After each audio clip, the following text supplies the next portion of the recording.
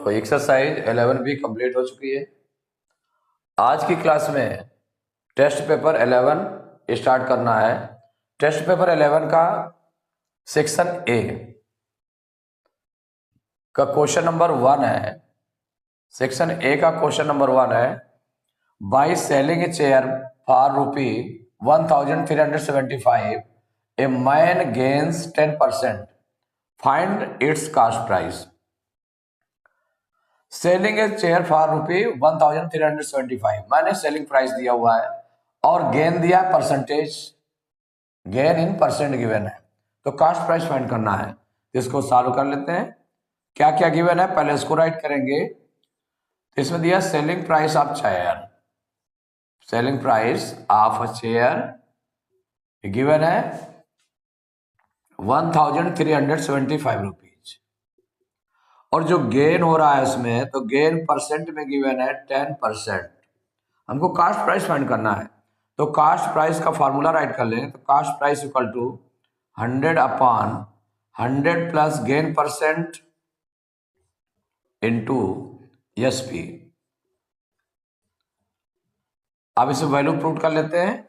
तो 100/100 plus gain percent की value कितनी है वो राइट कर लें, 10 है, तो 10 राइट किया, इंटू एसपी है ₹1375 इक्वल 100/100 और 10 को प्लस करेंगे तो 110 आ जाएगा, इंटू 1375।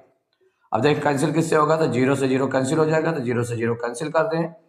11 से डिवाइड हो जाएगा, तो 11 से डिवाइड कर लेते हैं, तो 11 बन जाए 11। 11 से इसको डिवाइड करेंगे तो 11 बन जाए 11। 13 में 11 माइनस करेंगे 2 आएगा, 7 उतारेंगे 27 हो जाएगा। 11 2 जा 22, 27 में 22 माइनस करेंगे 5 आएगा, 5 उतारेंगे 55 हो जाएगा, तो 11 5 जा 55। तो ये आपका आ गया। ऊपर बचा आपका 10 इंटू 125, मल्टीप्लाई करेंगे तो 10 का मल्टीप्लाई करेंगे तो इसमें आ जाएगा ₹1250। तो सीपी ऑफ चेयर आ गया ₹1250। यही आपका आंसर हो गया। Question number 2, if the selling price of 10 pence is equal to the cost price of 14 pence, find gain percent. यहां जो गिवन है कि 10 pence का जो सेलिंग प्राइस है वो 14 pence के कास्ट प्राइस के इक्वल है, ये रिलेशन केवल गिवन है। तो गेन परसेंट हमको फाइंड करना है। तो यहां पर जो 10 pence का सेलिंग प्राइस है वो 14 pence के कास्ट प्राइस के इक्वल है, तो लेट कर लेते हैं, let cost price of 1 pen be X rupees. तो cost price of 1 pen let कर लिया गया। तो इससे हमें क्या है, सेलिंग प्राइस ऑफ 10 pence ये हम निकाल सकते हैं। तो selling price of 10 pence equal किसके है, कास्ट प्राइस ऑफ 14 pence, इसके इक्वल है। अगर सीपी हम किसी का भी निकाल सकते हैं, CP of 1 pen X rupees let कर लिया गया, तो चाहे हम 10 pence का सीपी निकालना हो या 14 pence का सीपी निकालना हो या कितने भी पेंस का निकालना है, उसका हम X में मल्टीप्लाई कर लेंगे तो सीपी निकल आएगा। लेकिन सेलिंग प्राइस ऑफ 10 pence ये इसका रिलेट करता है, इसलिए selling price of 10 pence equal to CP of 14 pence ये निकलेगा। तो सीपी ऑफ 14 pence, तो 1 pen का सीपी कितना है, X रुपीज है, तो 14 pence का कितना हो जाएगा, 14 into X।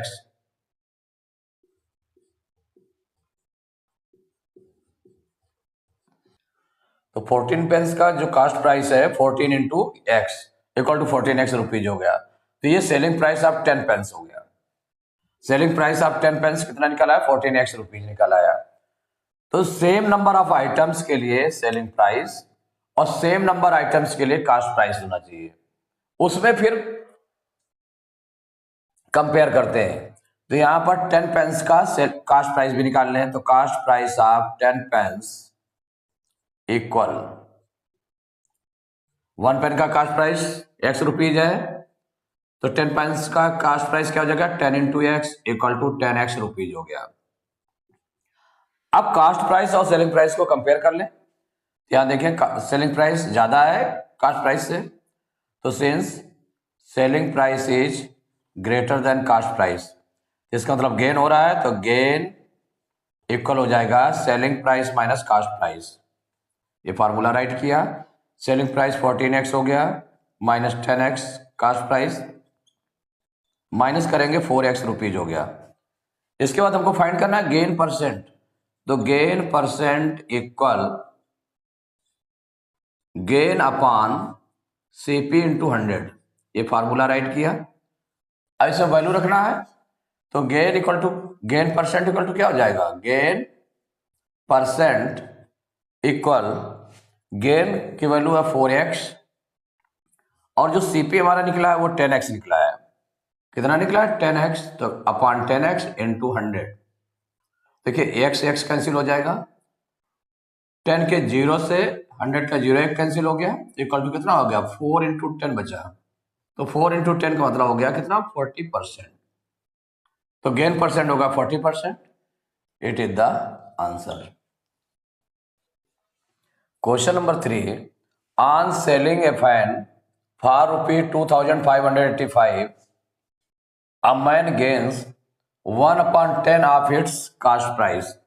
Find the cost price of the fan. तो इसमें क्या क्या गिवन है उसको राइट कर लेते हैं पहले।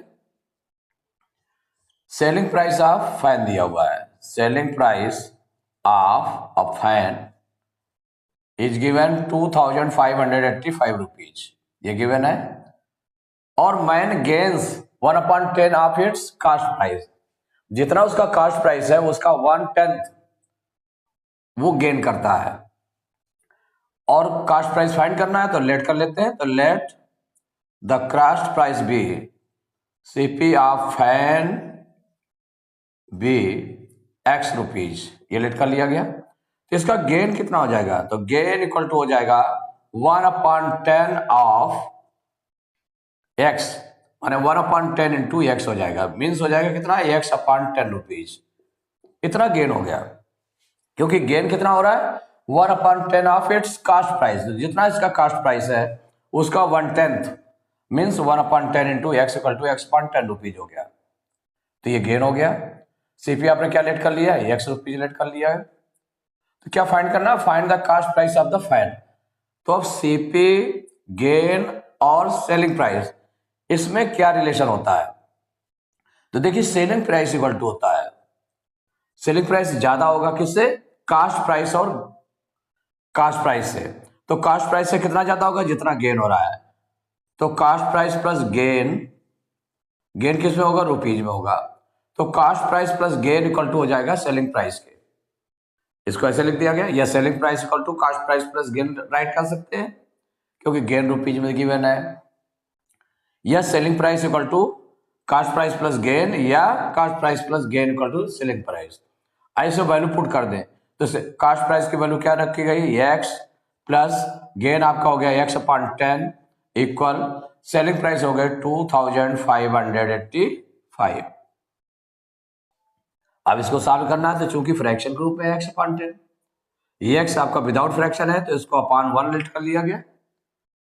तो अब ये फ्रैक्शन को सॉल्व करेंगे तो 1 और 10 का एलसीएम कितना हो जाएगा 10 हो जाएगा, 1 से 10 को डिवाइड करें तो 1 10 जा 10 10 टाइम्स, 10 का x में मल्टीप्लाई करेंगे तो 10x प्लस 10 से 10 को डिवाइड करेंगे तो 1 टाइम, 10 1 जा 10 1 टाइम, 1 का x में मल्टीप्लाई करेंगे तो x इक्वल 2585।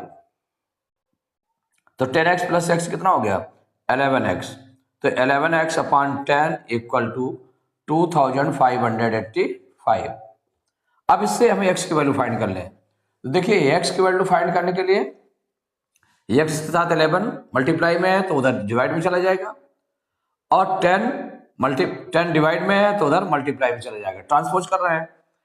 तो यहां पर क्या हो जाएगा 2585, इसमें 10 से मल्टीप्लाई हो जाएगा, 10 डिवाइड में था तो यहां पर मल्टीप्लाई में हो गया, और 11 मल्टीप्लाई में है तो क्या हो जाएगा डिवाइड में चला जाएगा। अब 11 से डिवाइड करेंगे तो 11 1 जा 11, इसको डिवाइड कर लें, 11 2 जा 22, 25 में 22 माइनस करेंगे 3 आएगा, 8 उतारेंगे 38 हो जाएगा, 11 3 जा 33, 38 में 33 माइनस करेंगे 5 बचेगा, 5 उतारेंगे 55 हो जाएगा, 11 5 जा 55। तो x इक्वल टू हो गया 235 इंटू 10, मल्टीप्लाई कर ले, 10 का मल्टीप्लाई करेंगे 235 में तो 2350 रुपीज आ गया। ये x हमने क्या लेट किया था, कास्ट प्राइस किसका था, फैन का, तो हो जाएगा CP of pen, CP of a pen equal हो जाएगा 2350 रुपीज। यही आपका आंसर हो गया। Question number 4, a man buys lemons at 6 for rupee 10 and sells at 8 for rupee 15, find his gain %।